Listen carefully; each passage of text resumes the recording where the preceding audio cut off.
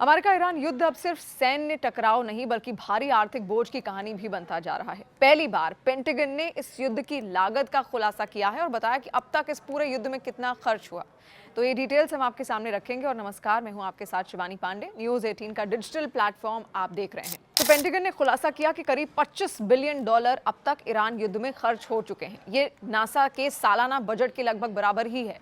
News agency Reuters के मुताबिक pentagon के वरिष्ठ अधिकारी जूल्स हर्ट्स ने अमेरिकी सांसदों को जानकारी दी कि इस खर्च का बड़ा हिस्सा हथियारों और गोला बारूद पर गया है। हालांकि उन्होंने ये साफ नहीं किया कि इसमें भविष्य के खर्च जैसे नुकसान की भरपाई शामिल है या फिर नहीं। इस खुलासे के बाद अमेरिकी संसद में बहस तेज हो गई। सांसद एडम स्मिथ ने कहा कि हम लंबे समय से इस आंकड़े का इंतजार कर भी रहे थे, लेकिन अब जाकर पहली बार कोई स्पष्ट संख्या सामने रखी गई है।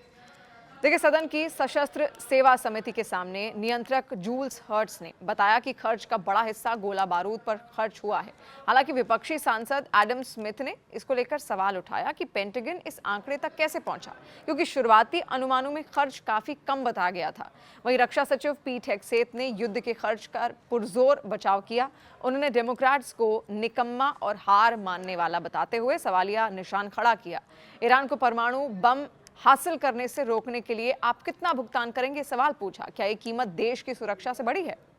अब 28 फरवरी से शुरू हुए इस हमले में अब तक 13 अमेरिकी सैनिक अपनी जान गंवा चुके हैं और सैकड़ों घायल भी हैं। युद्ध के कारण तेल और प्राकृतिक गैस की सप्लाई बाधित होने से दुनिया भर के बाजारों में खलबली भी मची है।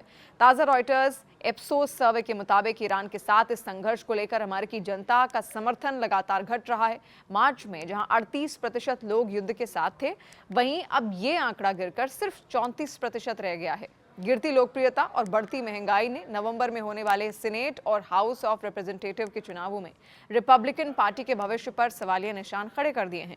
इसी बीच ईरान अमेरिका युद्ध में अब मामला वार्ता पर आकर रुका हुआ है।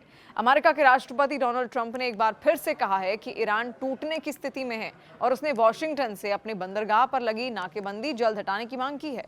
ट्रंप ने ये बात अपने सोशल मीडिया प्लेटफॉर्म पर कही, लेकिन इस पर कोई विस्तृत जानकारी नहीं दी गई। उन्होंने ये भी संकेत दिया कि ईरान की नेतृत्व व्यवस्था में अंदरूनी मतभेद हैं और ये साफ नहीं है कि वहां असल में फैसला कौन ले रहा है। विशेषज्ञों का यह मानना है कि ये बयान ईरान पर दबाव बनाने की रणनीति का एक हिस्सा हो सकता है, ताकि उसे अमेरिका की शर्तों पर बातचीत के लिए तैयार किया जा सके।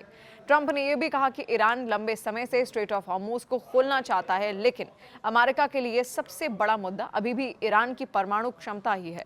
सूत्रों के मुताबिक ईरान ने हाल ही में प्रस्ताव भेजा जिसमें पहले हॉर्मुज जलडमरू मध्य खोलने और बाद में परमाणु मुद्दे पर बातचीत करने की बात कही गई थी।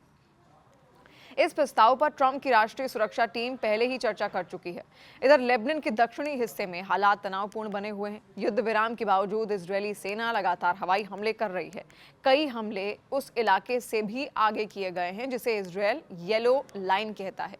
लेबनान के स्वास्थ्य मंत्रालय के अनुसार एक हमले में 5 लोगों की मौत हो गई है, जिसमें 3 सिविल डिफेंस के कर्मचारी थे। इस घटना में लेबनानी सेना के 2 जवान भी घायल हुए हैं। लेबनान के प्रधानमंत्री ने इस हमले की निंदा करते हुए इसे युद्ध अपराध तक बताया। वहीं संयुक्त राष्ट्र में ईरान के राजदूत आमिर सईद इरावनी ने सुरक्षा परिषद से अपील की है कि वो इजरायल पर दबाव बनाए ताकि ये लेबनान में हमले तुरंत रोके जा सके और अपनी सेना वापस बुलाई जा सके। कुल मिलाकर एक तरफ अमेरिका और ईरान के बीच बातचीत की कोशिशें जारी हैं, तो दूसरी ओर क्षेत्र में हिंसा और तनाव अभी भी कम नहीं हुआ। इजरायली सेना ने दक्षिण लेबनान के खिरबेत सेल्म इलाके में ड्रोन अटैक किया। यह हमला उसी क्षेत्र में पहले हुए गंधुरिये पर एयर स्ट्राइक के बाद किया गया। इजरायल ने पहले गंधुरिये इलाके में हवाई हमला किया और उसके बाद खिरबेत सेल्म शहर में ड्रोन से हमला किया। ये हमले दक्षिण लेबनान में जारी तनाव के बीच किए गए। अमेरिका और ईरान के बीच शांति वार्ता देखिए फिलहाल रुकी हुई है और इसी बीच खबर यह भी है कि पाकिस्तान ईरान का संबोधित प्रस्ताव अमेरिका तक पहुंचा सकता है, क्योंकि डोनाल्ड ट्रंप ने पहले वाले प्रस्ताव को स्वीकार करने से इनकार कर दिया था। सूत्रों के मुताबिक बातचीत की शुरुआत में मुख्य ध्यान हॉर्मुज को दोबारा खोलने और ईरान की जमी हुई संपत्तियों को अनफ्रीज करने पर रहेगा। इन कदमों को तनाव कम करने और आगे की बड़ी बातचीत का रास्ता बनाने के लिए जरूरी माना जा रहा है। हॉर्मुज को खोलने की मांग इसलिए भी तेज हुई है क्योंकि इससे गुजरने वाले जहाजों में रुकावट के कारण बड़ी संख्या में अर्थव्यवस्था को नुकसान भी पहुंचा है।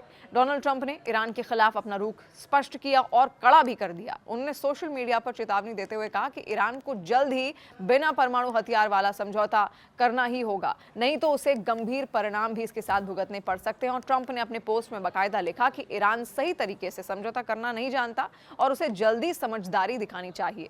किंग्स कॉलेज लंदन के लेक्चरर रॉब गीस्ट का भी ये मानना है कि ईरान अपने देश और दुनिया को ये दिखाने की कोशिश कर रहा है कि हालात सामान्य हैं, इसीलिए उसने अंतर्राष्ट्रीय हवाई अड्डा फिर से खोल दिया है। उन्होंने कहा कि फिलहाल सीधे युद्ध की स्थिति थोड़ी कम ही है, लेकिन अमेरिका और ईरान के बीच तनाव अब भी बहुत ज्यादा है। दोनों देश एक दूसरे को ये दिखाने की कोशिश कर रहे हैं कि वो ज्यादा मजबूत हैं और उस समय उनके पक्ष में है। ईरान के प्रस्ताव के बारे में उन्होंने बताया कि तेहरान पहले युद्ध खत्म करने और हॉर्मुज़ को खोलने पर जोर दे रहा है, जबकि कठिन मुद्दों को बाद के लिए टाल दिया जा रहा है। तो आपको क्या लग रहा है, युद्ध शांति की तरफ बढ़ रहा है या फिर और तनाव की स्थिति पैदा हो सकती है? कमेंट में जरूर बताइए।